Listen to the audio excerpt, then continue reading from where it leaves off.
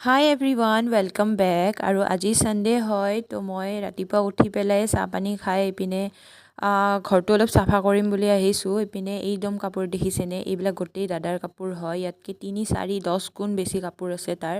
বিধে বিধে পিন্ধিব জানে কিন্তু ভালদৰে জাপি পেলাই থ'ব নাজানে, না ধুব জানে, একো কৰিব নাজানে।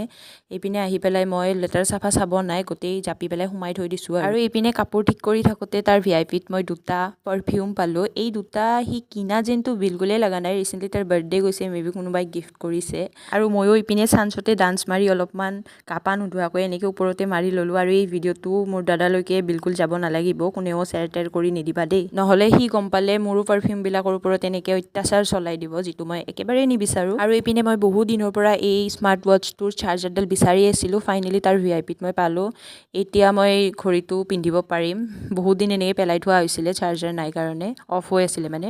আৰু এই বেডশ্বীটখন মই মিছ'ৰ পৰা লৈছিলোঁ, আপোনালোকে ল'ব বিচাৰিলে ল'ব পাৰে, খুব ভাল কোৱালিটিৰ হয়। আৰু তাৰ মাজতে এইটো চাওকচোন, মোৰ খুব পুৰণা ফোন এটি পালোঁ। এইটো একচুৱেলি মোৰ ছেকেণ্ড ফোন হয়, ফাৰ্ষ্ট ফোনটো মোৰ হেৰাইছে। আৰু এইটো বিশেষ একো বেয়া হোৱা নাই, ছাইডৰ বাটনটো এনেকৈ বেয়া হৈছে, কিন্তু তথাপিও মই বিকি দিয়া নাই। আৰু এইপিনে একদম কাপোৰ ধুবৰ কাৰণে ওলাইছোঁ। ইয়াতে একচুৱেলি বেলেগ একো কাপোৰ নাই, মোৰে অফিচ ৱেৰৰ হয়, ডেইলি ৱেৰ কৰা, আৰু লগতে বিছনা চাদৰ এখন আছে।